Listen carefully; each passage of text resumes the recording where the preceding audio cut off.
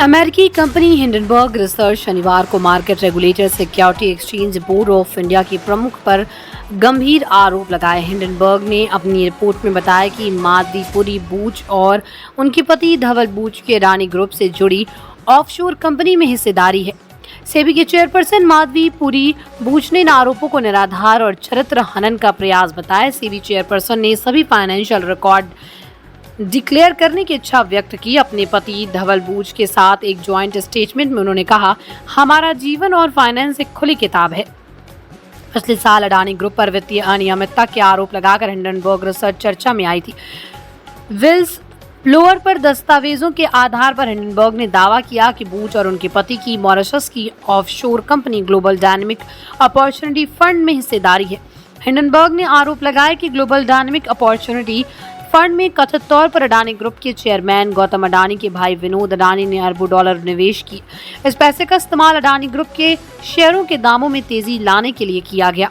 Adani group पर हमारी report के लगभग 18 महीने हो चुके हैं। रिपोर्ट में इस बात के पुख्ता सबूत पेश किए गए।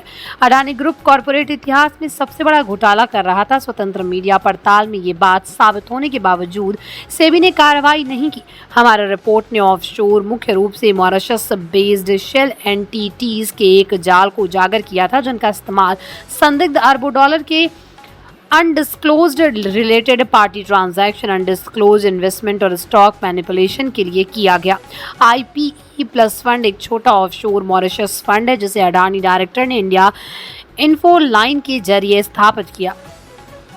अडानी ग्रुप के चेयरमैन गौतम अडानी के भाई विनोद अडानी ने इस स्ट्रक्चर का यूज इंडियन मार्केट्स में निवेश के लिए किया। कॉम्प्लेक्स स्ट्रक्चर में विनोद अडानी नियंत्रित कंपनी ने टैक्स हेवन बरमूडा में ग्लोबल डायनेमिक अपॉर्चुनिटी फंड में निवेश किया, जिसने बाद में मॉरिशस में रजिस्टर्ड एक फंड IPE प्लस फंड 1 में निवेश किया था। इन आरोपों की पड़ताल का जिम्मा सेबी प्रमुख पर ही था, लेकिन इसके उलट सेबी ने 27 जून 2024 को उसे ही नोटिस दे दिया।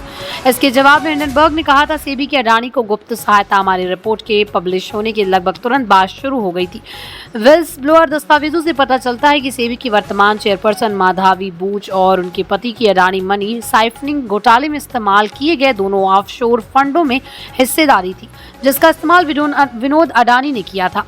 ऐसा लगता है कि माधवी बूच और उनके पति धवल बूच ने पहली बार 5 जून 2015 को सिंगापुर में IPE प्लस फंड 1 के साथ अपना अकाउंट खोला।